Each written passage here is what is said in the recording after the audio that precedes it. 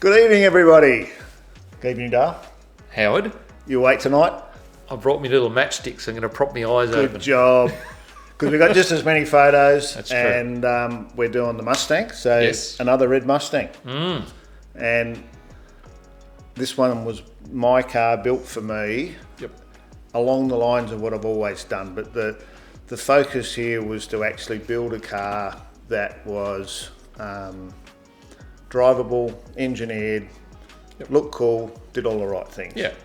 So the first photo up there, I'm a bit surprised because I did all these photos and something's moved around, I think, because I actually had the photos before I started. But anyhow, there's the concept drawing. Sweet 66. Sweet 66. So it was one of those things where, what do you call it? Because, you know, we've been down the whole rock theme and all those other things. And this is like 9 years on, I think. Yeah. So I wrote some dates down, but this was, I think I bought the car in 2006, and the process was to build something for me, Yep. but at the level of what I'm sort of used to doing, but not thinking about the judging system and whether this would work or that work, whether it gets in a magazine. None of those things were thought about. Yep. But in typical fashion, I went off to another designer now, so Ryan Carter. Yep. That was working for Street Machine doing expression session. I approached him and he put that together, and then we worked together to come up with that logo. So the Mustang with a little bit of Australiana in behind it, and of course we put the rock in there as well. So there's the photo I was looking for. That's the one. So that was it, and I was talking to a few people. I was thinking about doing a Mustang. I wasn't sure which one I was going to do, and made my mind up pretty much that I'd go down the track of a 66 coupe. And a friend of mine, Dave Ryan from Hristias, was looking for a fastback at the same time. He ran me and said, "Mate, there's one down here. There's a guy down here that brings them in. Yep. And there's a really rough looking coupe that would probably suit you because he knew what I wanted to do." Yeah. Yeah. So I think it was 7.5. Okay. As it sits there, obviously left-hand drive, but the dash had been cut. Everything, if you're going to restore it, everything you wanted wasn't there. So that suited me. 6-cylinder, but relatively rust-free, and if there's such a thing in a 66 model car, and pretty clean-looking thing. So Dave arranged that, had it taken out to his place, just outside of Melbourne. And then that photo there with the trailer is, that's Fuzzy's. Okay. So I enlisted the Fuzz. I said, "Mate, I need to go and get this car. You want to do a roadie?" So He loves road trips. did a road Our trip, Fuzz. went out and picked it up, and of course got it back. So those people who watch my bio know that I'd sort of sold my big shed and all. So I've bought the interim house. So I've done a trade and I'm doing things. So I've got this little shed going. So of course I'll give Rodney a call and said, "Mate, doing a car. What are you doing?" He said, "Is it a Holden?" No. So it looks like the Pioneer shirt's moved into the workshop. Yes. Yes. Let's trash the shirt. So pretty much stripped it down, and then I took it down to Adelaide. So this is outside minus paint. Okay. So that's one of those dips, the caustic type deal. And I did that with the Fairlane, and I thought I'd go down that track because I knew I was going to be cutting it up a fair bit. Yep. And I wasn't concerned about, all of those things about trying to get in and look after the areas that you can't access and all that sort of stuff. So Find out how much rust is actually in it. exactly, and you can see by that photo there just how clean they come back. It's quite amazing. Pretty spectacular. How good they come back. And conceptually, the idea was outside would look pretty much stock. And I was playing with dashes here, so I've just found a bit of aluminium and I've rolled that up, and I had an idea in my head that I wanted to actually design my own dash. And I'd seen in different shows, US shows and that, where they get foam, a bit like surfboard foam, and carve it out and then cover it and all that. So that's where my head was at, and that's what I'm playing with there. And then the rest of the photos, we'll go through them. You can see, first of all, how clean it is, but secondly, I'm starting to weld holes up in the engine bay there. Yep. So now we've got a date stamp, 2005, Dale. 2005, So there you go. Yep. So you're still in the hill. Still in Broken Hill. And the idea was to get the steel work done while we were sort of winding up what was happening out there, and then I'd bring it over here and finish it here. And you can see there the flat firewall starting to happen. So I opted with this one because I did do the left-hand conversion. Yes. I'd utilised RRS with their setup with a rack and pinion, and it uses the original lower control arm point, Right. and puts a strut in rather than a double wishbone in the front end, and you'll see those shortly.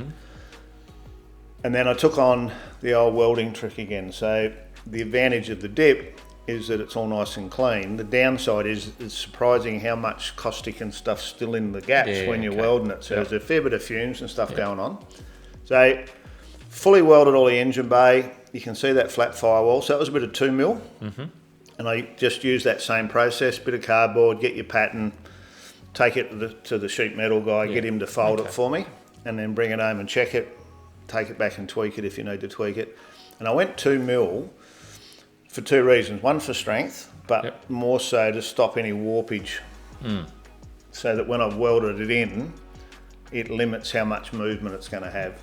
And this car ended up extremely strong because of a whole lot of other things I did. And you can see there where that bottom control arm mounts on, I've got rid of the pressed steel one and put a lump of plate in there. I think it was a bit of 5mm. Okay. And I was really looking to make sure that if I ever got to do the Targa, or when I took it to, as it turned out, things like Power Cruise, I could comfortably go out and pretty much hammer it and not be worried about what's going to be the weak point. Things letting go, or so breaking anything.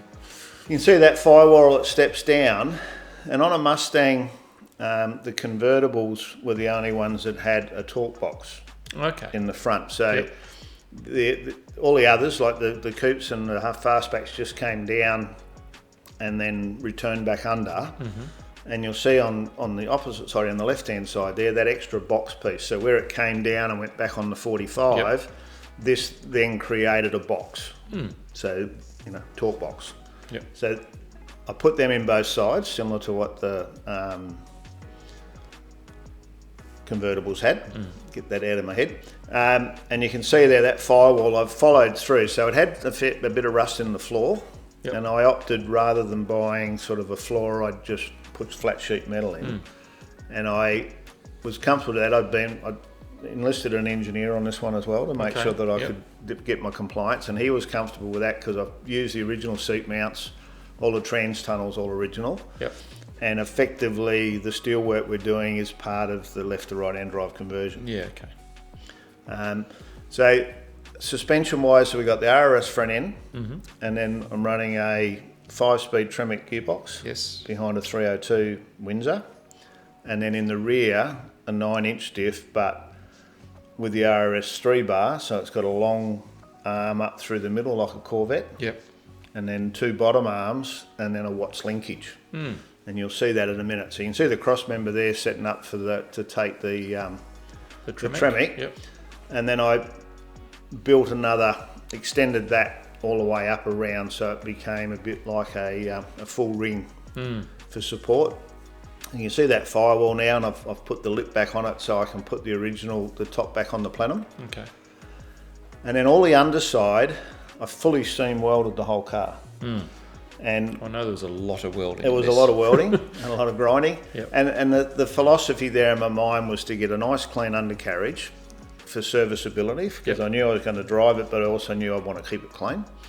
And secondly, for strength, the stiffening of it.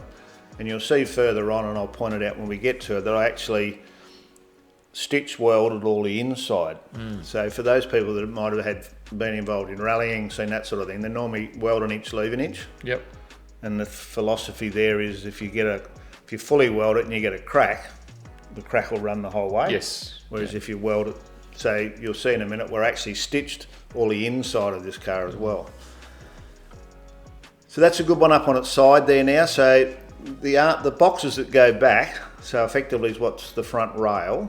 That's pretty much identical to the original, but they were rusty as well. So I just made some up out of some 2mm, so a little bit more strength again. And you can see those torque boxes. And then on the inside, because it's been dipped, everything's super clean. So I'm just working my way through cleaning things up and making it all look nice. So up on the side, I'm not quite sure where I got that one in there, except it's obviously in that back in the rotisserie that we had for the coupe. Much easier to work with when you don't have sort of body filler and tar and bitumen beautiful. and all sorts of crap in there. It's really good. And then you can just see on the left-hand side at the bottom, that's the bracket for the rack and pinion. Yes.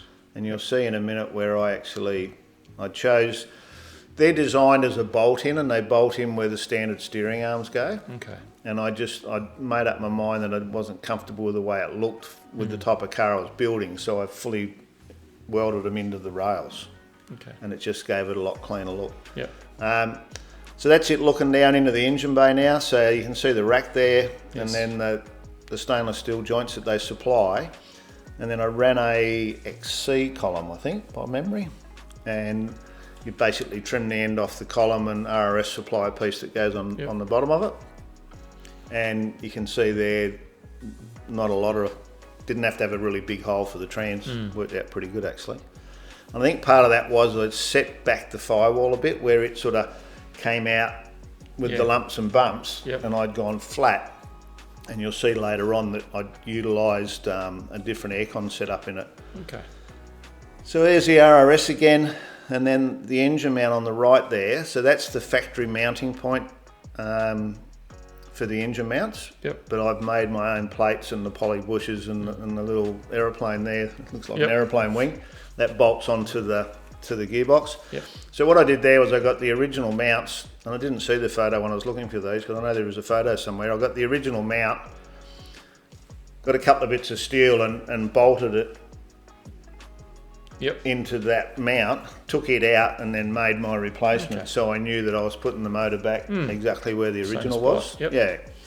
And then that's the RS, so you can see the top, right at the top there with the McPherson strut, and it still uses the front caster bars going forward, and I utilised obviously poly bushes in that as well. And then that's one from the rear looking back the other way, so you can see where a lot of that welding's been going on. So even all of where the rear shocky mounts and all are, even though we weren't using that with the RS setup, I was just looking to get that. I think once I get the MIG in my hand, I get a bit carried away. Yeah, it's a bit hard to get it out of your hand, that's for sure. It is. Just go, I weld that bit, and I weld that bit. But it was a very tidy setup, wasn't it? It ended up really good. Simple and tidy and... So you can see there now where that rack's bolted on. Yep. So the bolts coming through from the other side, like the two bolts that are in the rail, that's holding that bracket on. So once I got it welded in, I could get rid of all of that. So it just cleaned it up that little bit more. Yep. So that's that cross member I was talking about. So that's at the rear of the gearbox. And it was just to put a bit of strength back in, and I boxed all that in. And now this is the rear wheel arch. So I spoke about this the other night on one of the cars where I trimmed it off, where this one here I've cut it, pie cut it and knocked it down and fully welded it. So you sort of maintain a bit more of the integrity of the car. And then there's them clamps again, Dale. Pull them a few dents. Yes. And that's looking straight in at the bottom. That's the lower spring mount, the front spring mount with the leaf spring. And what the RRS setup does is it utilises that point for the lower control arm because we're going coilover shocks. Yep. But I've fully welded it all and then ground it all up so that it's all nice and neat again. And you can see that just follows on from that. I detect a theme here. There's lots of welding and grinding. Smooth. Looking for smooth. So you can see a little bit of rust at the top there. So you'll see in a minute where I'm fixing that. And another shot of the inside. Not sure why that's there. We'll just move on. Now this is the stitch welding one I was talking about. You see around the wheel tub there where it's just got the welds. So I've done that right through, and I've done that all the way along the inner sills to the floor. Yep. Everything got welded.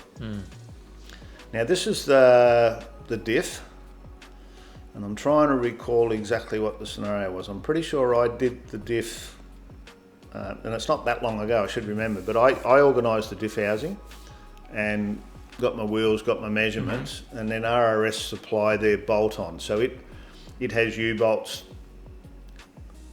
Their stuff all bolts onto the original mount where the leaf spring goes. Yep. And that's that Watts linkage setup. It's pretty effective. And that too, comes from wasn't the it? other side. And a lot of their stuff is OEM.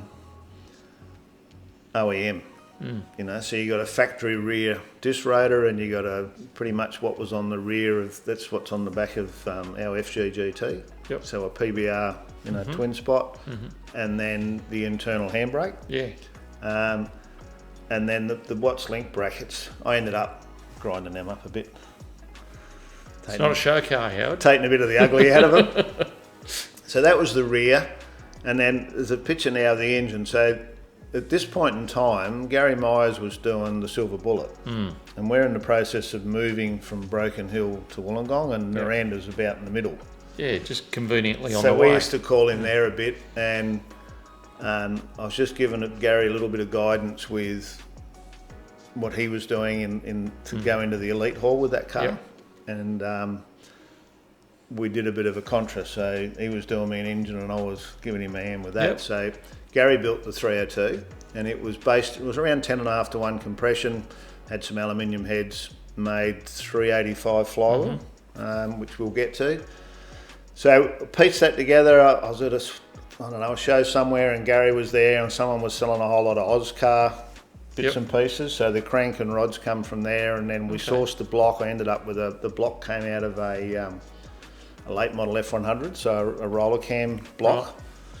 And then the manifold was an air gap, and then I ran a Mighty Demon on it. And that photo's actually at Gary's, because I can see a Hemi rocker cover in the background. In the background, yes. Yeah, so that was over there. So Gaz put it together for me, and ran it up on the dyno, and unfortunately it took a load in the running process. So once we'd moved over here, he called him one day when he was going somewhere, and we slipped another cam in it, and I ended up getting Shane to run it in again and do the dyno thing as well. So you'll see some photos of that.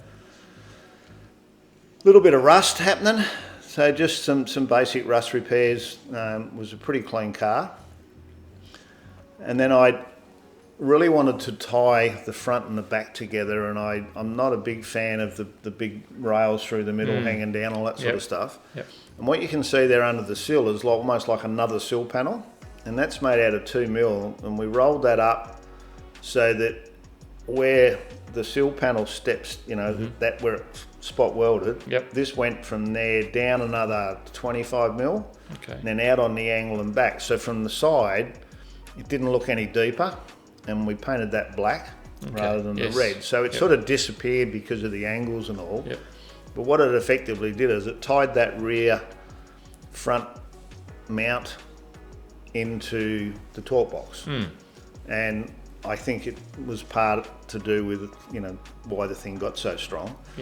So that process was going on, and then I'm just doing a bit of rust on the rear. So I'm jumping all over the place here, but I'm really running. The amount of time it takes to try and collate these is ridiculous. Yes. So this was just a lower quarter. I probably bought a repair one, or I might have rolled that up by the look of it. No, it would have been a repair section. I've just taken the black off it before I've used it. And you can see that there now. So where it came down and normally spot welded again, I've cut all that off, and you'll see in the next photo a bit closer, I've got a bit of solid rounding behind there. And what I've done is I've left enough gap, so I've run 2 welds onto the round, then I can ground it up and make a nice radius. And I know that there's plenty of weld there, and it's got a bit of strength. And now we're back at the front of the car, and these are those RRS brackets. So I've fully welded, plug welded up as well. And that's it there now, looking down, so you can see. Looks like it's factory now, doesn't it? Yeah, so you can see there now the torque box right down the bottom where the bit of gold paint is. You can see that extra rail. That hasn't been boxed in on the end yet. The new engine mount, the firewall. So it's all starting to come together and looking pretty smooth. And then the same at the rear. So I've got the top bit, you can see all the radiuses are nice. Everything's starting to get that, how it has to flow. Still not a show car. No, it's not. This is my driver. This is my driver. So that's getting close now. And you'll see in a minute. So I love that shot, because that now I've added the bit of taper. So where that rail on the bottom is, I didn't like the way it was sort of boxed off. So I put that little bit of triangulation in there to get it to sort of flow a bit. And the thing's starting to look like a bit of a tank. And pretty strong. And then that's in the rear. So the same, I've boxed in where you can see where the spring would normally go. Yes. There's a bit of plate in there, so that's that part of that rail, but then I've boxed in all around there to make it nice and clean. And a lot of it's to do with making it easy to look after and add strength. And then now we've got some wheels, obviously. Starting to get an idea. The old Besser blocks on there. On the workbench. On the workbench. On the little table, yep. So this is like, I've got all that underneath done, I'm sort of trying to mock it up. And I remember this day, this was Bathurst Day, and I thought, I'm going to mock the car up while the telly's on and you know, fiddle ass around, have a bit of a look at it. And I'd got to a point where I went, I'm not feeling the love. And I thought, it's not a good feeling. What have I done? And I rang Fuzz up and I said, what are you doing? He goes, I'm watching the bloody race. What do you think I'm doing? It might have been the sad day, I think, because he wouldn't have come around for the race with him. Anyway, so it's true. I said, come around, because I need some bloody support. So he come around, and I've got the buff out and put the Scotch Brite on and ripped all of the paints off there was a new old stock bonnet, and where I'd put epoxy on it, and I ripped it all back, put the wheels under it, got the stance right, so I could stand back and have a beer and look at it and go, now I'm getting it. Yeah. But when it was all patch colours, I couldn't, you know, and you need to have that feeling. Definitely. Before you got a drawing, and you've seen lots of Mustangs, but you got to feel that this car is heading in the direction you need it to go. So back apart again. And at this point, I decided I was going to leave the original radio support panel in it, and it just had a few holes, and I wasn't comfortable, and they're cheap. You know, Mustang new old stock parts, well, not new old stock, repo parts. Most of them are very good, fit. So I ended up buying a radio support, put that in it, and you can see now there's a bar going from the A pillar. Through the two side bits inside the car, back out to the top of the shocky tower. And with a Mustang, it's normally got a bar, like a flat plate, going from the top of the rails in the engine bay to the centre, and I just think they're really ugly. So I was looking for a way to strengthen the car, and I was always going to run the bar across the middle of... Like a brace across. Yeah, there's a name for it, and I can't think of it. Strut brace. Yeah, it's a strut brace, but there's an old school, like a 60s name. I'll think of it in a minute. So what I decided to do was that top bump stop. We're not using that now because we're actually running the strut, but I wanted to leave that in for strength. So I ended up fully welding that, and then I welded that bit of pipe from the top of that mount, which is quite heavy, through into the pillar, and then welded it all up, which gave me that triangulation again. And then the bar, the Monte Carlo bar that runs between the towers, which is adjustable, and you can get your tension up and everything's tight, nothing can move. So when the load of the suspension's pushing on them towers, there's nowhere for it to go. So radio support's now in. I'm fiddling with the logo, so the logo's on the firewall. And it never did get on there. That was always my intent. But and you'll see a couple of times I've got drawings and things on there, but it must have just been an airbrush thing. It just never got around to it. So the photos now, we're in clean-up stage, ready to get some epoxy. So all of it's done. So you can see those bars in the top corners? Yes. Where they've gone through the firewall. And now I've taking off all of that gold stuff, because I find paint doesn't like sticking to that too much, that weld-through primer. So it's all looking pretty slick. Inside shot there. There's certainly some work gone into just to get to this stage. To this point. So this is all happening in Broken Hill in this little shed. So I've obviously moved my bench. There's no bench there now. So the shed's empty. So I've been moving everything to Wollongong. And this thing's been like the part-time job. So I've got to get it in epoxy. So now it's in epoxy, as you can see. So I've wire wheel cleaned, done everything, got it all right, got it into epoxy so that I could put it back on its wheels and in the trailer to head to Wollongong. So that's how much of the work got done out there. and the majority of it was, get it straight. I had all the front. I remember Dad coming over one day and telling me I was an absolute idiot as usual because I'd spent like 2 days trying to get the nose cones and everything to fit. Yep. Because the Mustangs were a really bad fit. There was nothing... well, there was a lot of them produced, wasn't there? So there were... I think the 64, 65, they made something like 1.5 million Mustangs. There's a lot of Mustangs. So it was mass produced and the quality standards weren't quite the same That was back the in 60s. the 60s. It's the 60s as well. So that's it sitting on its wheels in this shed. That's here, yes. Yeah, so that was over here. You can see the Pioneer trailer in the background and the sword stuck on the wall, and the office that we're in when we're doing all this is where that bit of bare wall is.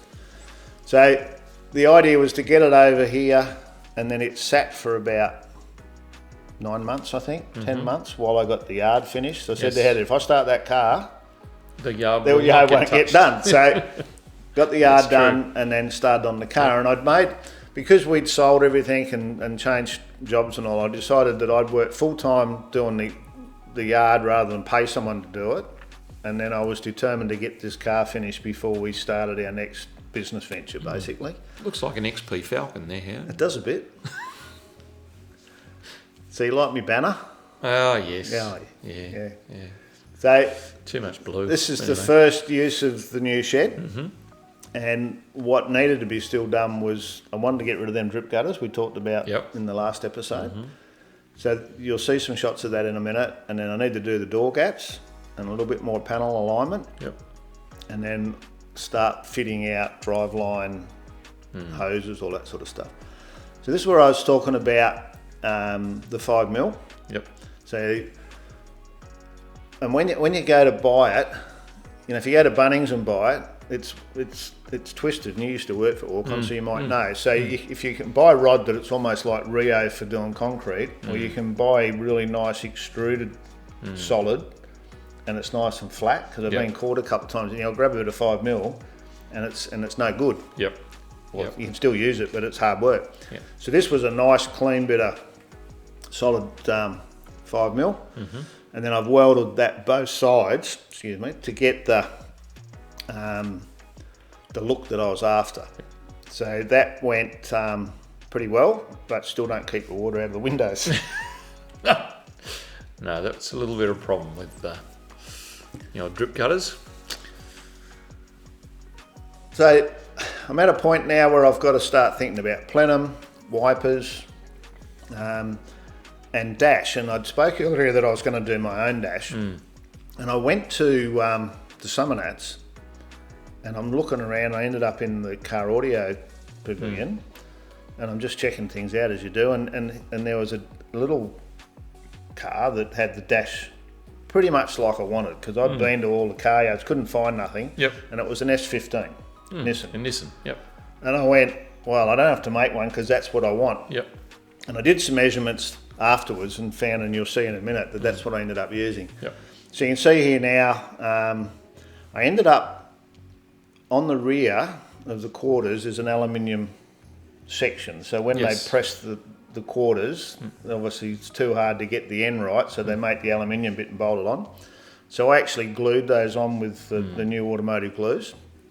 And it worked a treat, unless if the car was in the shed, say, and it was nice and it was cold, then you put it out in the sun, the metals would heat up at a different rate, and you would see the line for about 15 minutes, and then it would go away again once the temperature. I didn't believe you about that until you showed me one It was day. crazy. It was ridiculous. So that's the reason, for instance, on Boss XC that we've made the steel parts and welded them on. And I'll never do it again because it's a lot of work. But so that was just something I thought of when I seen that. And now, so gaps, getting the boot to fit, and you can see there the rear valance, or the Beaver stone panel, tray, beaver. Everyone's got a different name for names, it. It's got the holes in it for the exhaust. So I was going to run the GT one with the pipes through it, and then I ended up, because of the Watts linkage, running a single 3-inch rather than a twin system. So that's in the container if you need one, Dale. When I build with the chrome rings. So that went, and I ended up making my own, and I put a little step in it, and we'll see that when we get to it. Pretty much everything else is, normal type bodywork, and then where the door meets the quarter panel at the top, the width of the door was different to the width of the quarter, and I ended up cutting up the top of the quarter. Yep. And pulled it in a couple of mil and welded it back together, so that when you look down the top of the door frame, it looked like it flowed. It was all the same. It looked like it belonged on the car. It's quite incredible the amount of subtle differences, Howard.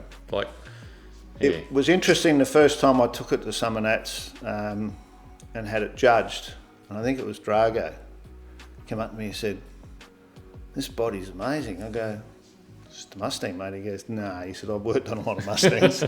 I've worked on a lot of them. Yep. There's a lot going on with the body on this car." Yep. So, well, it's nice that you actually know, because normally people don't pick it up. Well, when it was finished, there was a Mustang car club meeting here at Harrigan Ford at Yalla. Yeah. And you parked next to a 66. A standard 66. A standard 66. And when you saw the two of them side by side, it was quite incredulous. Yeah. The difference. It was. But you had to be side by side to pick the differences. Yeah, I mean, I didn't want it to look different. No. But it just was all the little subtleties. Yeah. And it was, I ended up Frenching the lights, the front parkers. You appreciate the amount of work that went into it when you see that. So that's the good side of the gaps. Now, this was the first time I'd probably gone almost too far, so I think they were 4 mil in the steel. Mm-hmm. The difficulty when you go to put it back together is the 4 shrinks a bit and you're down to 3.5, and you run out of room when you're trying to put it back together. Yeah. So nowadays I sort of run at 5.5, which I find a little bit more. These look cool when they're done, but it's just that little bit harder again. And you can see a nice line there on the bonnet. You can see on the nose of the bonnet where I've been welding there, so I've been adding a bit because it didn't like, it was a repo one. And they're all those little things you've got to do to get things to fit. The headlight buckets, the aluminium ones, I ended up actually with some repo ones that if you were just going to put them on weren't a really good fit, but they were really thick. Okay. So it let me grind them down so I could actually shape them to get them to fit, because once again, even the genuine ones are nothing like the guard. No. So to get it to fit, you got to start massaging things to get it to all go. And you can see the Parkers there under the bumper where it's been French. So the factory is a big chrome one that's about 25, 30 mil at the top and probably nearly 60 mil at the bottom. Once again, I wanted it more subtle. Yep. So I actually used the blinker lens out of Falcon, 60-something Falcon, and made the rest of the bucket myself. Okay. So it still had like a forward for Rego. It still had the proper reflector or the lens, and in the same location, so I hadn't sort of upset anything from an engineering. Oh, there's a good front on. So I went with the Triple X, and someone said to me when I went to pick the plates up, the lady said, "You're a Vin Diesel fan." I said, "No, I'm dyslexic and I couldn't come up with anything else." That's all I had. So that's how the Triple X came about. But it means a few other things too, Dale, I believe. Yeah. Well, 4X was already taken. That's it, yeah. So just some nice angles and stuff on it. Starting to really get that nice feel about being right, the right shape. But a lot of work to get to that point. And you can see there with the black stone tray there where I've been working on that, I also had to change the opening on the front because in the US the plates are a lot shorter and a lot deeper.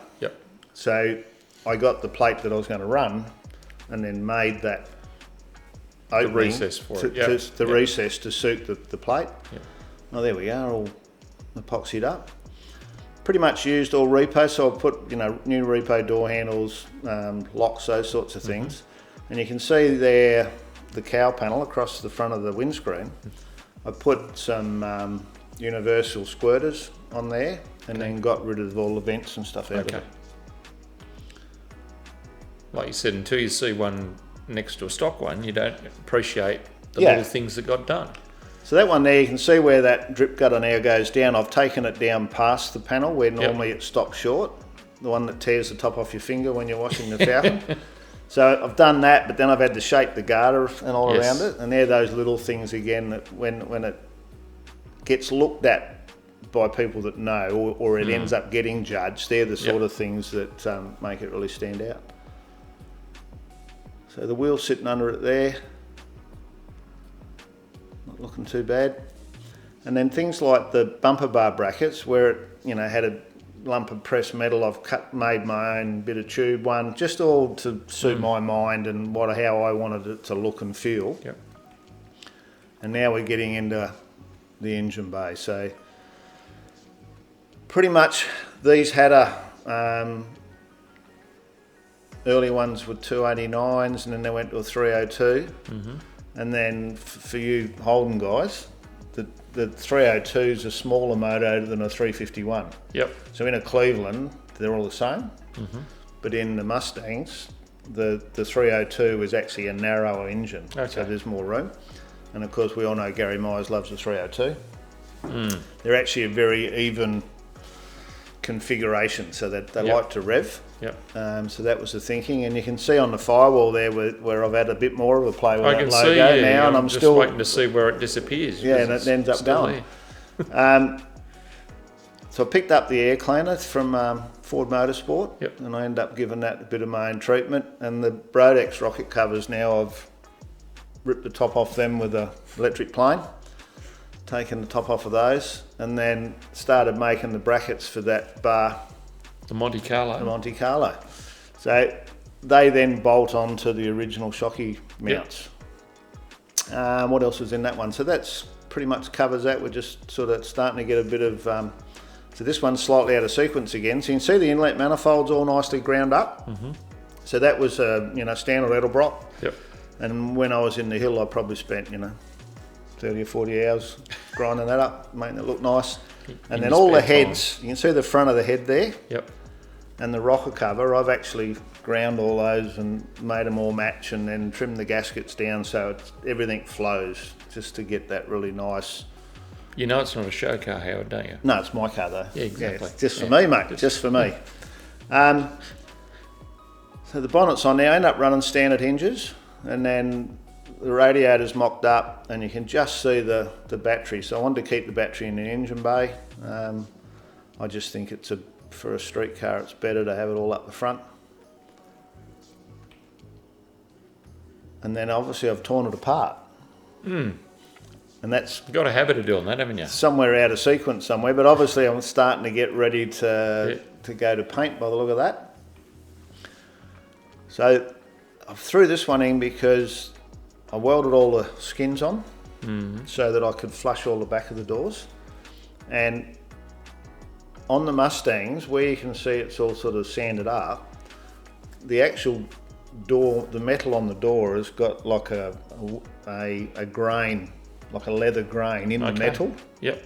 So I've whipped all that off with the sander so that I could make it nice and shiny. Yeah. I didn't necessarily like that. Put a bit of Astill bling. That's it. Yeah. So the dash. So I found like an average dash for, I don't know, $100. Yep, I can make this work. Then I went looking, and the one at the back was the good one. So the bottom one was going to be cut it up, see if I can make it fit. And then once I can work out how to make it fit, I can use that as my template to do the good one. So that's the two that are sitting there. And then I obviously love my Recaros that I had in the original car, in the original Rock Solid. And these come out of, I think, like a GT Proton or something really strange. And they were the same seat that I had new way back on the other car. So I bought a couple of those second hand, and then bought some frames and different bits and pieces to get them in. Yep.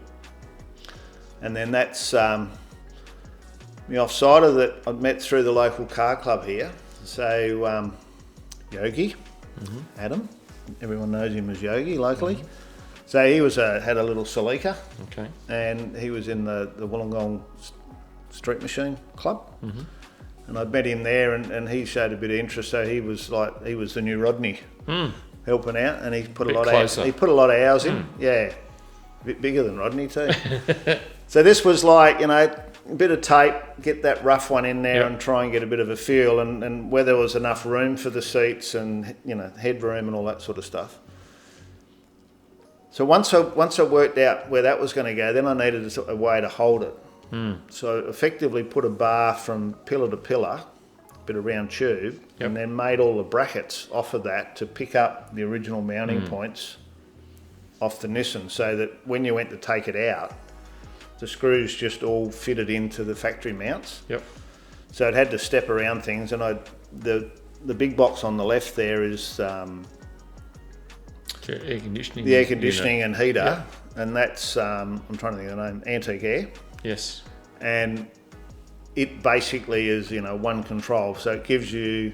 I was able to run the vents out of that through the Nissan vents, so they were all operative. Yep.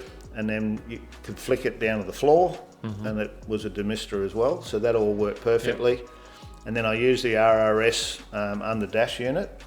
Okay. So it was at prototype stage, so right at the end there it was like they eventually sent me their prototype, and then I didn't send it back because I needed it. So that they developed a bit further to what I took. We got it to work, no problem. And then you can see the XC column. And like I said, it was a manual. So one of the issues I had a little bit with the dash and the placement, you can see the angle on the gear stick. Yep. So I eventually got that had one bolt in it, just trying to work out where to go. And it was always looked a little bit odd, but it worked fine. So that's the seats in place. They looked a little bit bulky. I think the trimmer trimmed them down a bit. So this is moving along. Quite a compact vehicle, isn't it? They're very small. I mean, sitting in it, we'd be like this. We're very cosy. If anything, it wasn't something I was aware of. When I got finished, it was like, oh, it's a little car. So that's that dash all in now, and I bought like a cheap Grant steering wheel, and then sanded it all up and reshaped all the grips on it, and You blinged it up. changed it a bit. And maintained, so where the console came down, I blanked that off and plastic welded all of that. So the original glove box worked out of the Nissan. And on the right hand side, I made that panel so you accessed your fuse box and all on the right hand side. And all of those vents worked with the aircon, which was really cool. And I see your stickers are gone to the dash now and not the firewall. That's probably So logo, and it still didn't end up there.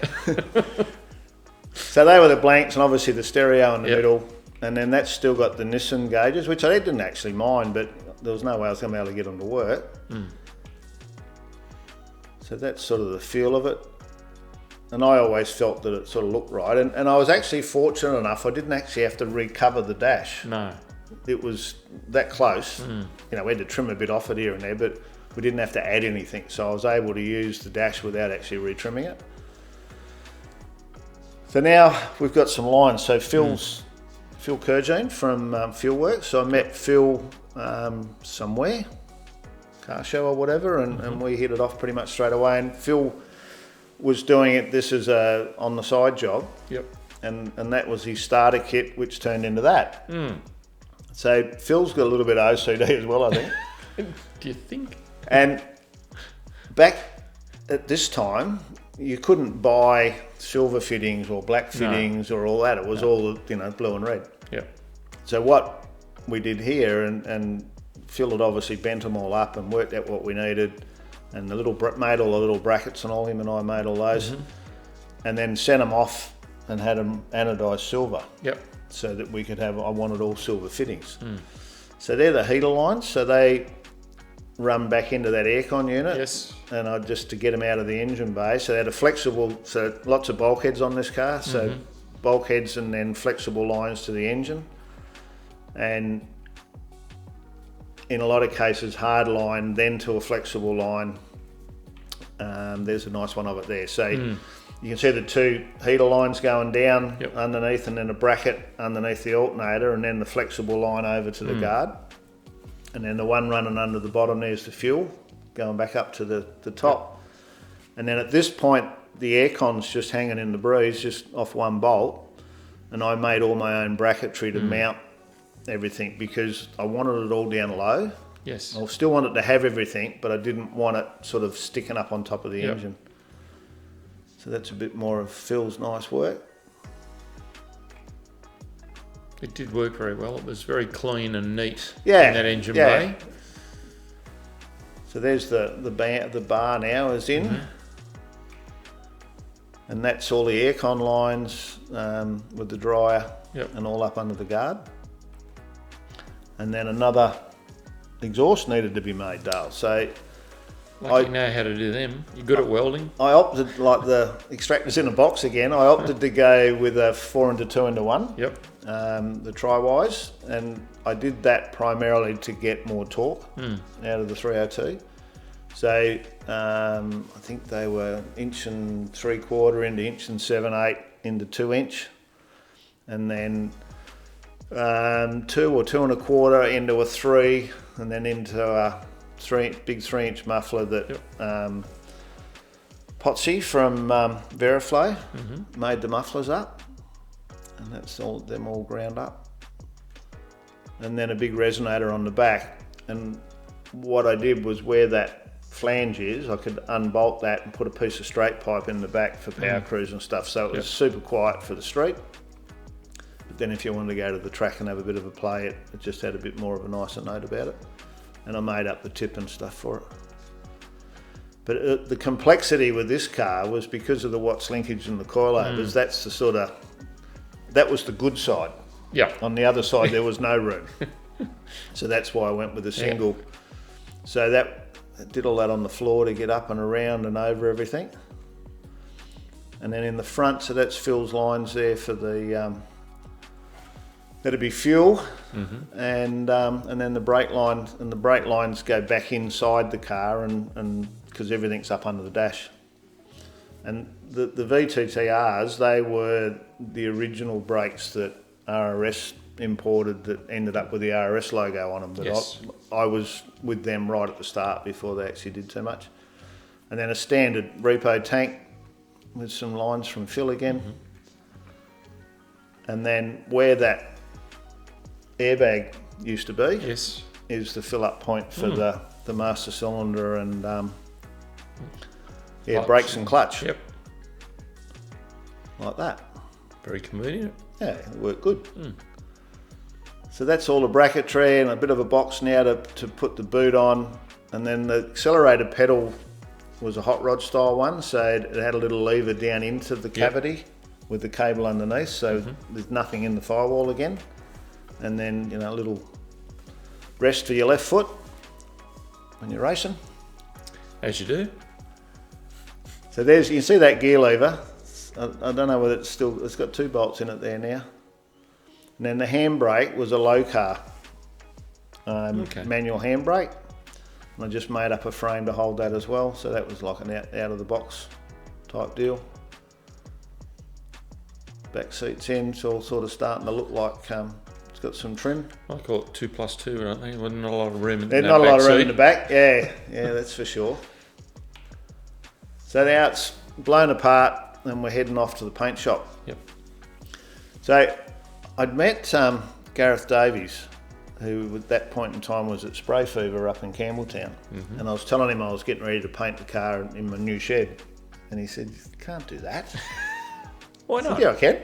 He goes, no, come up and do it up at the shop. Make the mess up there. And I've gone, it's like an hour, 45, 50-minute commute each day. And in the end, I weakened. It was more about having a bit of company as well, because I knew it was going to be a fair slog to get it done. So I took it up there and basically worked on my own on the car with a bit of guidance.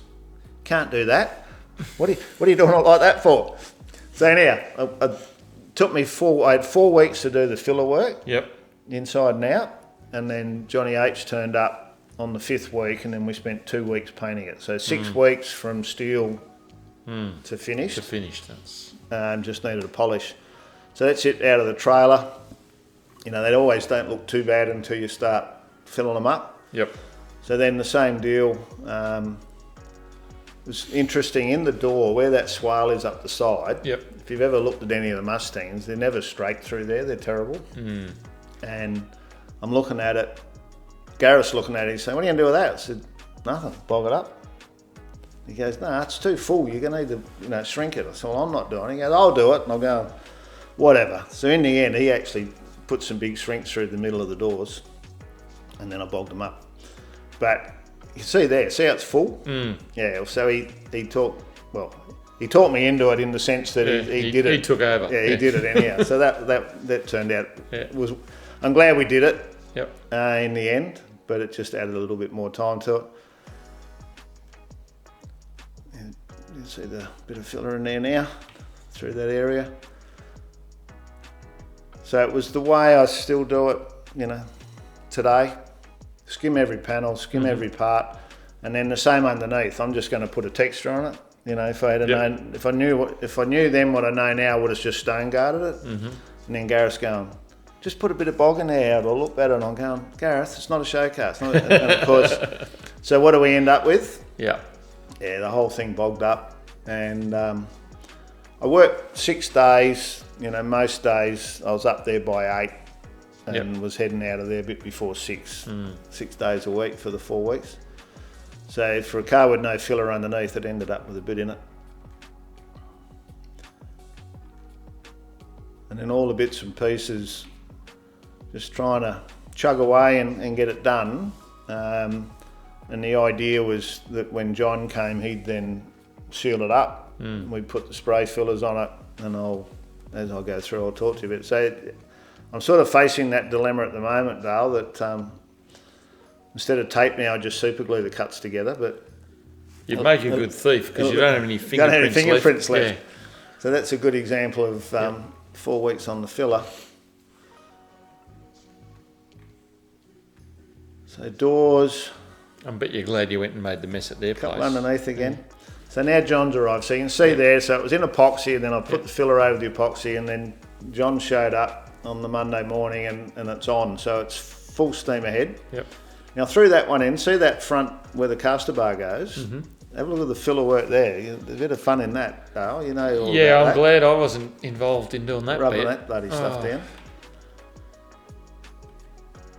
So that's out the front of spray fever. So that's now in poly. So he's epoxied it, spray filler. And then the way we worked is he'd load one lot of panels up while he's getting the next lot ready and putting them in the booth. He'd be painting those while I'm rubbing the one that he's done. So I think in the end he put 13 full runs through the booth for the fortnight. And I was just trying to keep up. No wonder you didn't have any fingerprints left. No, this is after that. That one was out of sequence. So it's up on its side there. So it's got the spray filler underneath with the trace on it. And then that's filler. So that's before that actually had the poly put on it. So a fair bit in there. It never moved. It was really good. Never had any issues with it, and I think never going to move. Came about because of the stiffness of the car. It was never going to move. It wasn't going to flex or move around. So there's John in the corner getting ready to lay some on. And then that's it. With the coat over the lot. And then that rotisserie makes life a whole lot easier. Sure does. Yeah, so you can see now the body's in... I can't remember exactly why it was pink, but I think by memory it was just tinting up a bit red rather than having stark white under the red. Traced up, out on the block. And that's now in the booth, ready to be hit with some colour by the look of it. So I put that one in. So that's that lower section. So the body's been done. Now we're doing the underside. So we, instead of just doing it, it actually had the red, then it had an orange pin line, and then it went to the black. And that pin line ran all the way around the sills and the engine bay and all that sort of stuff, which was sort of a little trick. And I know this one's out of sequence because there's this photo in a minute somewhere where it's actually the engine bay is all red. So he painted the body and the engine bay. And then came back through and did the orange pin line. It was very so you can see the engine bay is done and rubbed out, and now the black goes on. My favourite part of the car, Howard. The engine bay? The underside of the bonnet. Yeah, you've done a bit of rubbing on that. Dale and I when we decided to actually take it to Motorex, we did a whole repolish on it. It was over about 3 weeks, wasn't it? No, it was 6. 6 weeks. 6 weekends. 6 weekends of rubbing and polishing. Yeah, I spent a whole Sunday just doing the underside of the bonnet. Anyway. So there's all the insides happening, and you can see the outside still in primer. Yep. And now we're starting to patch up a few rub throughs. He kept saying to me, "You keep rubbing through." I said, "Well, you either don't put enough on or it had a problem, so I'm going to fix it." He was always cursing. I used to rub through the end of the doors back to the steel right up until the last primer coat. And he goes, "You've rubbed through again." I said, "I know, I don't want, I've got 4 mil gap. I can't have, can't have 2 mil of paint. I can't have a mil on the end of every panel." Exactly. Oh, John loves to paint anyway. That's any it. excuse. So this was sprayed in direct gloss. Yep. And then blocked back with 800, and then it actually had a flow coat of clear over the lot. And it just, I think it gave it a bit more depth, but because we had pin lines and stuff to cover as well. Yep. But I've done that with a couple of cars since, and I think it does, if you put the clear over the solid, the direct gloss, it comes out. So that's the one I was saying about the red. So it's all red there, and then in the other photo it had the orange on it. Yep. So that was all the body. Doesn't quite do the colour justice, but it's that's very orange in that photo, isn't it? Blood red, isn't it? Yeah. It's actually straight red tinter. It's straight bright PPG, bright red tinter. Yep. So that's a good example of the outside done and the undercarriage yet to go. On the roof.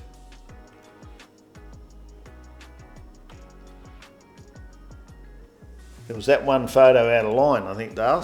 So this is now the pin line. So pretty much paint the orange, run the line round, paint the black.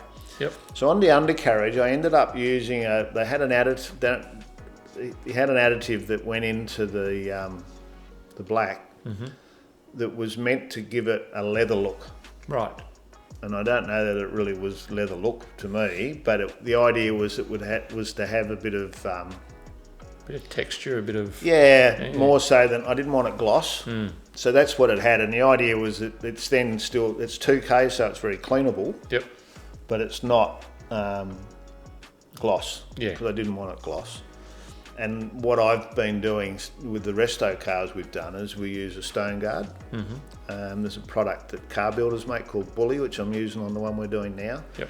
And it's like a rubberized product that's a stone guard, ute liner, all those sorts of things, paintable.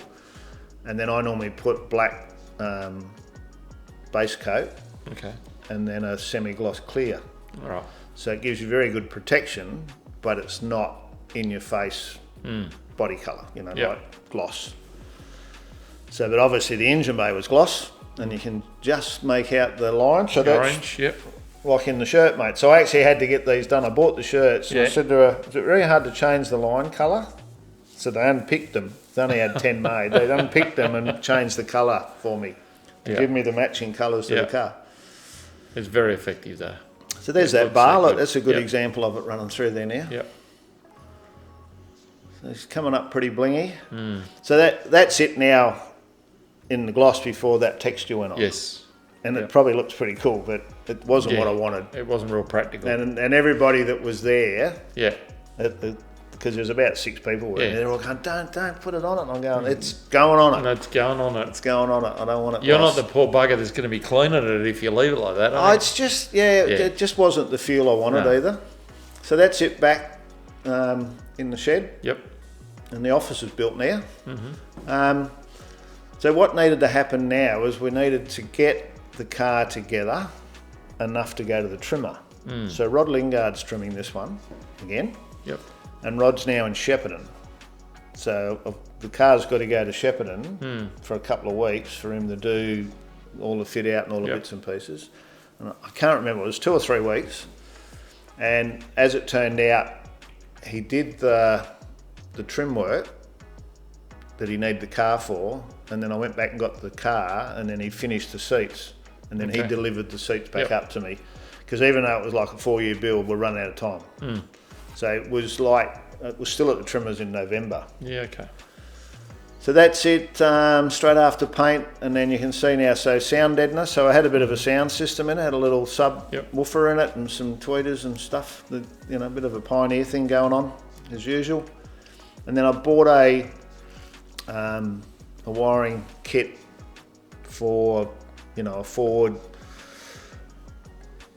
universal kit, and every wire's got written on it where it goes. Yeah, okay. You know, so a 20 fuse kit that runs all the different things, you know, electric pumps, and is all in that kit. So that's what that is, that you can see laying in the car there.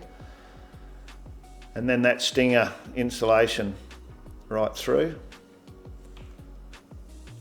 And then while things are getting done, I'm polishing, because I need to get the bits on it that have got to be on it before it goes to the trim, so that he can do the trim. I don't have to pull it apart again.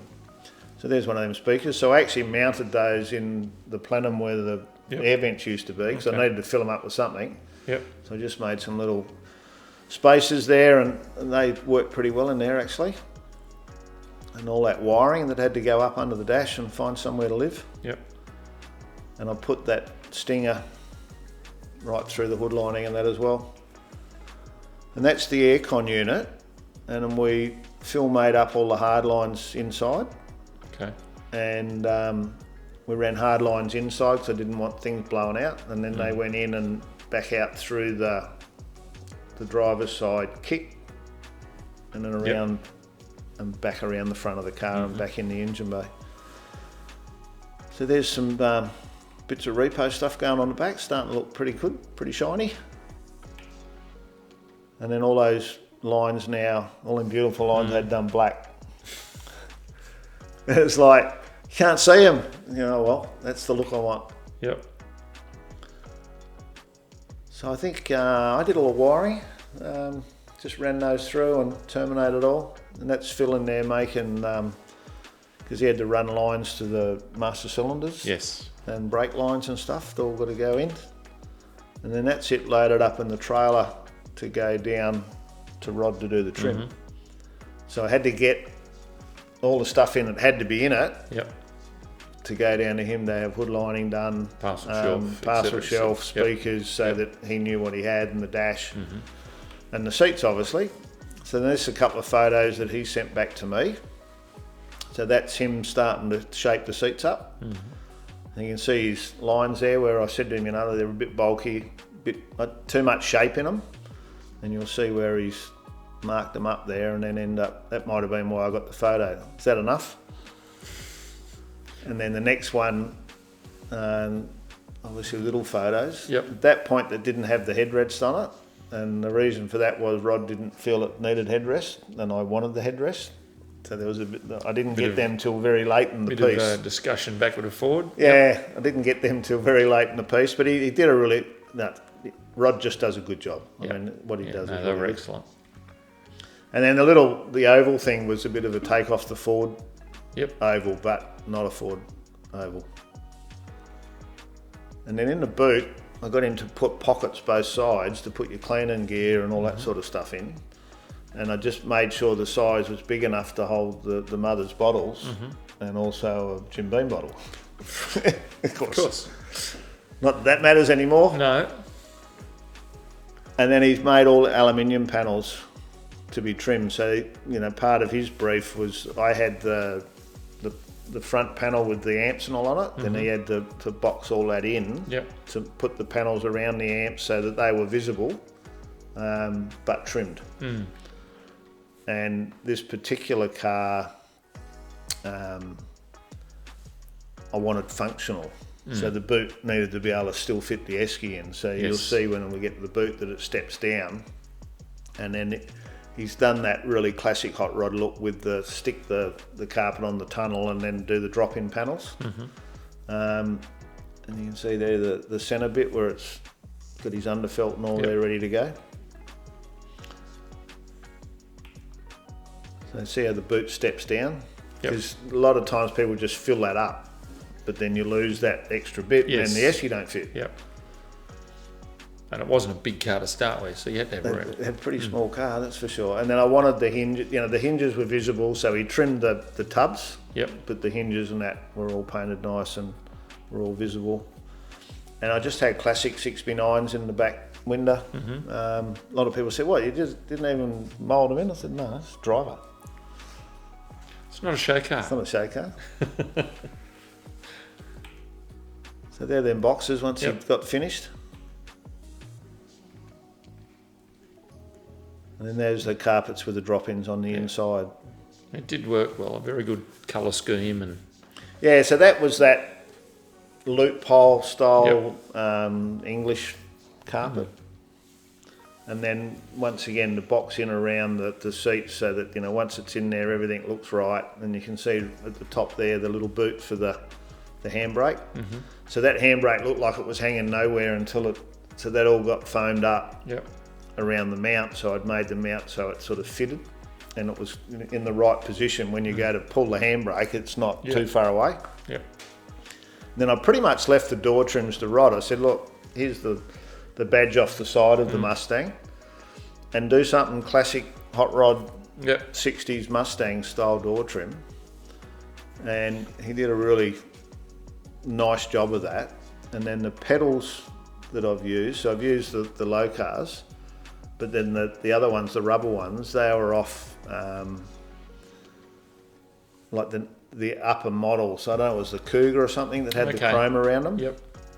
And I've actually got a set of those now for my panel van. Because you liked them so much. They were on, I think the Fairlanes or the LTDs, and I've seen them somewhere advertised or whatever. You know, I'll have a set of them, I need them. You can see there that from the side, the door trim and the kick panel with the black line lining up, all those little things all take time and effort, and when it's all done right, it's got that nice, clean, sharp look about it. Again, you've got to stand back and take your time to take all that in. And then when you do just happen to put it in a show, it does well, because even though it's simplistic, it's all right. It's executed that's correctly. A good example. See, it just flows into the door.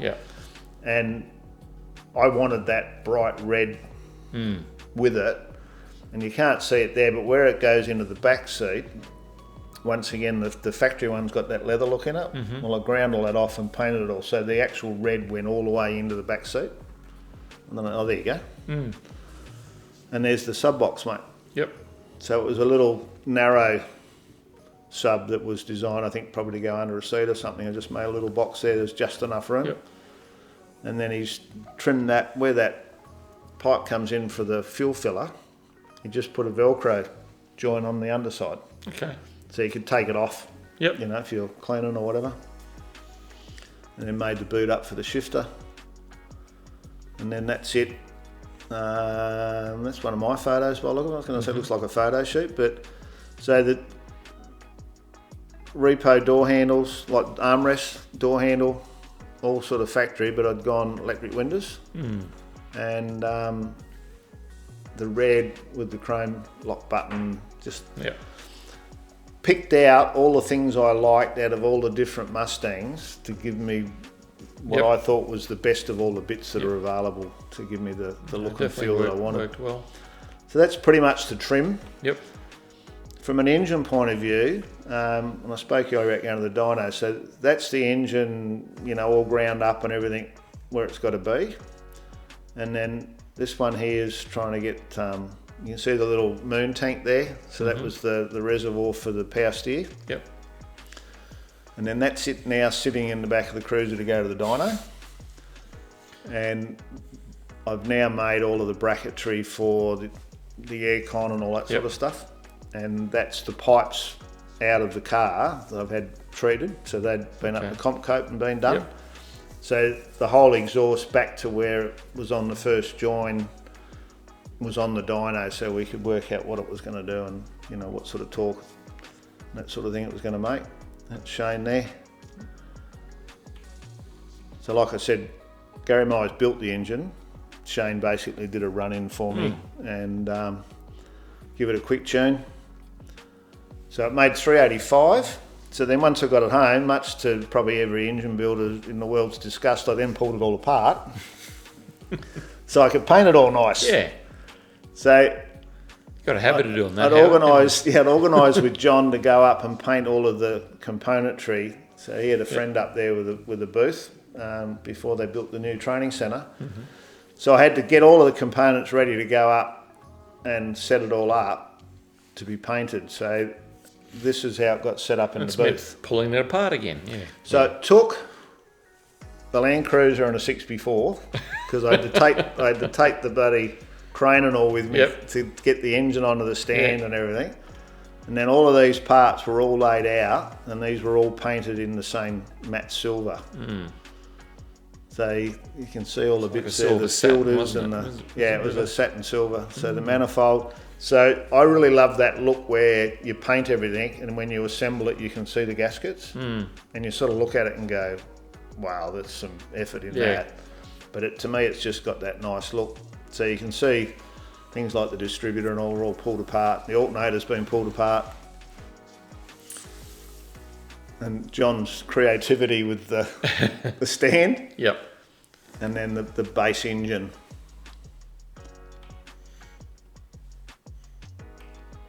And then that's John's little box of tricks. That's his box of toys. His box of toys. He goes all right, old Johnny H. So that's it in the silver. So all of that effort to get a really almost a bland look. And then on this particular car, every bolt on the engine I made a stud, and I just basically used running thread and then cut a slot in it so I could screw it in with a flat screwdriver, and then put an acorn nut on it, stainless steel acorn nut. So they all had to be the right length, the right amount of threads hanging out. I wish I never did it. It was a pain in the ass, but it looked really good. It looked impressive. And you can now see the brackets between the alternator and that's holding on the aircon. So the one with the round hole in it, and then it's got all the adjusters are all heme joint with a turn to get all the belt adjustments. So that was all my own design. It worked pretty well. There was a couple of little glitches with trying to get enough load on the belt on the aircon. We sorted all that out. So then the rocker covers I had airbrushed with the logo. I'd set up a website for like a howardastill.com, which doesn't exist anymore because it's all Astill design, but we had those done, and then I painted those in matte and then polished the tops. So the base of the rocker cover was matte, but the top face was polished. So they were different, looked pretty cool. And then all of those other components, everything was either black, silver or red. And the silver was all satin finish. So all of that going together, brakes, all those arms and bars and cables. And then why we've got some switches in the middle of it, I don't know. But so they were the Mustang light switch, wiper switch and the key. And I cut those into the Nissan dash because I wanted to keep that a bit of the original feel about it. And they were on the right hand side, and then all the aircon controls and all were on the other side, which was the aftermarket one. And then I painted all those plastic dash components. Glove box, plenty of bloody rubbish in that, mate. That looks like it needs a cut and another spray. So they would have all been done at home. So it's starting to come together now. So we're obviously back from the trimmer and the glass is in. So he would have put the hood lining in. So here's our man from Working Class Windscreens putting the glass in. And the diff ready to go in. So that's that long front arm. So that works. So it's you can see the arms in the wheel arches. They go to the bottom of the diff, and then that long arm becomes, instead of two short arms, and that basically changes the way the torque's transferred into the body, and it applies the lever at the front. So it gives it a lot better hookup. This thing just used to take off like a rocket. Basically putting it together. Trim. So then all of that trim's now in. You can see those switches on the right hand side there, the nice chrome against the black. And then I don't know, there's even a good photo in here. All of the gauges were moon gauges, very similar to the old Smith's gauges. And then the steering wheel, where I've recoated that, and I've just put enough stain in that to get the colour to match the trim. And then the photo there had all new glass, so I bought repo glass for it, which fortunately all fitted nicely. And working towards getting that motor and gearbox. So I ended up grinding up the gearbox. Of course you did. And painted that. That all went off when we did the paint. And that's it going in. It's a just fit. Yep. So that's Brian, that was at ProBag, used to be at ProBag. Giving me a hand. So this is, when I looked at the date lines, this is like a week before Summonats or something. I've had 4 years and I'm still doing it in a rush. Some things don't change yet. So that's it in the hole. And then the guards on the table would have been getting the polish. Yep.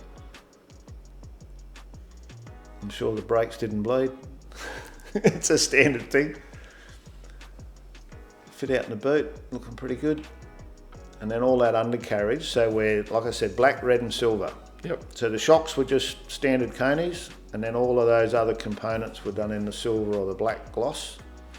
And then the radiator was ones from Sean's Metals before, when Sean first, he does a lot of, he's moved up the coast now, he does a lot of CNC type stuff. Okay. Sends stuff all around the world. So he was at Summonats spruiking his wares. He was only a real young fella back then, and I approached him and he made that up. Did an awesome job. And it worked good as well, which is a bonus, besides looking good. So we're getting close now. So there's polishing that rocker cover. So as you've seen, Dale, when I do cars, I'm not a fan of putting guards and things and all on just because they'll go on. You know, in 10 minutes I can put a guard on, looks like I've done something, and I've got to lean over it for the next 2 weeks. So I tend to leave stuff off until the last minute to put them on so that I can actually get everything done. So you can see the big black hose there for the aircon going into the ducts going in, and then all those wires with all the plugs, so that can all come out, and the fuse board and all that was up in behind that. So now it's all together. Got to be getting close now. Whoop, didn't polish that bit. Better get that. Last minute buff up. Got the little buff on it. And there she is. So this was all ready for Summonats 21. Yep. So it was a rush. It was pretty much finished though. I mean, it was a very well presented car at its first event, and I did get it judged. Made top 10. And then we went back the second year and it went coupe. I think their top standard paint. Might have got standard paint at the first year. And then I used to drive it up there. I don't know, it's probably got 4 or 5 top 10s when I've had it judged. I took it there more times than that. A lot of times I didn't get it judged. So that's that nice, clean, almost like a model car look. You know, very with much, the thing dropped in the bay. Yep. And then that's the trim without the headrest. So they did end up in it, but that would have been, they weren't in it for the first Summonats because Rod had them sent to the Summonats. Someone from Shepparton brought them up. Yep. Might have been Greg Maskell actually, I think, dropped them up. And then that's that boot, like I said, with the step downs, and you can see the lock plates just painted silver. Yep. So I'd like to stay with 3 colours on a car, whatever car it is, and this one was the 3 Classic. Yep. So straight, jet black, bright red and silver. So this is up on the hoist. I think this might have been down at ProBag because I didn't have a hoist then. Just to give you a bit of a feel for underneath. So the RRS lower control arms and the rack, obviously. This is looking from the back of the car looking forward. And then the watch linkage. And I've obviously painted that tank in black, the new, the zinc tank. Yep. And all those silver bits. I really did like the look of this car. It had a really nice feel about it. Yeah, it did work well. And then that's the pipes and that long arm coming forward with the cross member that it picked up on. Look at that gearbox, mate, eh? That grind up. Kylie get excited about that sort of thing. It's a bit of a worry, isn't it? So I put the rear bar on it, so I had to make all the brackets and all for that because it didn't have one with it. I mean, this thing handled like a race car. It was really good. Really well. Yeah. So that's me and Yogi in our shirts doing a shoot with Street Machine at that first Summer Nats. And then I've got a little video here, Dale. Listen to this thing, mate. Give it the beans. Still going. Still going. And then in the car.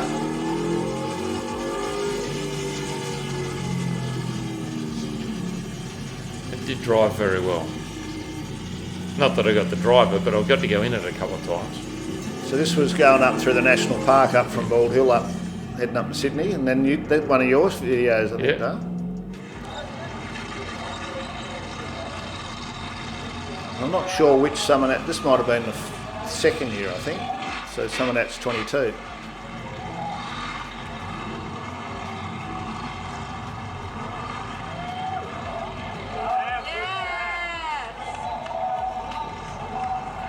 You like a bit of grass under your tyres, don't you, Howard? Get a bit of a slide up, mate. So that's not a bad shot there, Dale. So that's got my shirt on. That's out the back of the shop. Yes. So that's how it was finished with those wheels and all. And then you'll see in a minute, I've just got a few photos of a couple of shows. So this next one's still the same guys, but the plates changed. Yep. So, and that just, I don't know, came about. I actually ran it, I think it was at Super Nats at the drags. Had a bit of fun. Did power cruise, but you can see it's changed there now. So for Summer Nats 25, I did the 25 on the door and all that as for the Jubilee. Yep. And then once that was over, took them off, and this is the way it looked. And that was, we drove it up to Newcastle for the all-four day up there, and went up and stayed with Rude. And then that's that, Golden Jubilee.